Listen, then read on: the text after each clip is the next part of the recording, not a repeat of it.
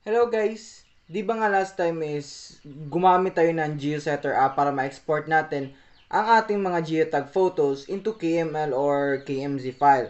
So ngayon, titignan natin ang ating mga na-export dito sa Google Earth. So, tara! Ako nga pala si Mark and you're watching Itaus Abitech Vlog.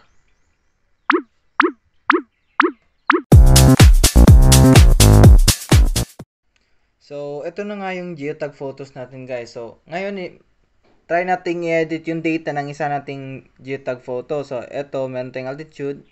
I-edit lang natin. So, meron na. And then, ito, location. So, get from web. So, ayan. State of province, North Cotabato. Ayan. And then, ayan. Select. So, meron na tayo nito. And then, so, source description. So, artist, let's say ako, Mark. Tapos, object name, rambutan tree. Ayan. Head caption, for monitoring. Lagay na natin example lang yan. And then, okay. Tapos, Control A natin. And then, export natin to Google Earth. So, ayan. Meron tayong mga ano dito. Info fields na kung saan makikita natin kung ano yung mga in-input natin dun sa edited data. Ayan. And then, okay. Proceed tayo dyan. Then, rename natin. So, let's say, geotag for ayan. Para for seminar kasi.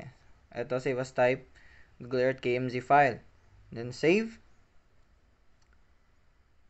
Then, exporting to Google Earth.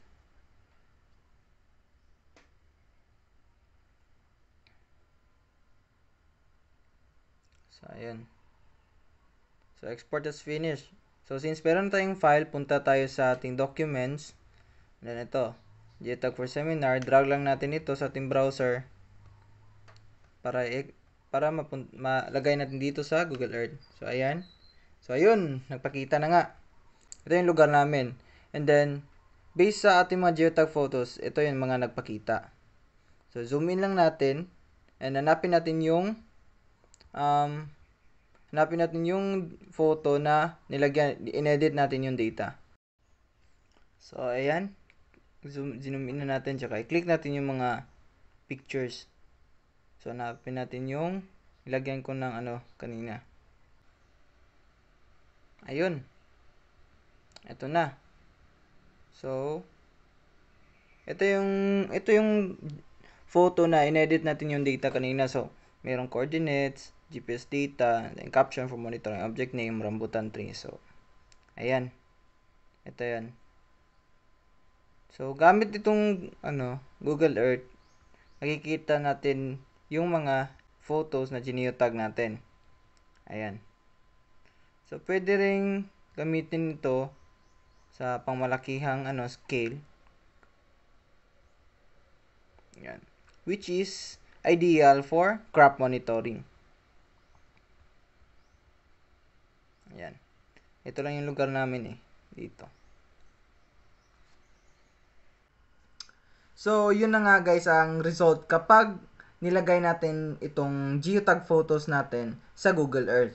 So, napakaganda ng experience tsaka ang saya kapag ginagamit itong geotagging app kasi marami itong uses tsaka napaka-versatile ng geotagging.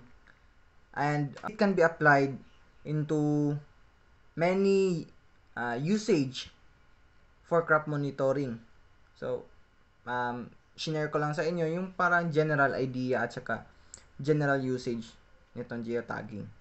At paano ito ilagay sa Google Earth.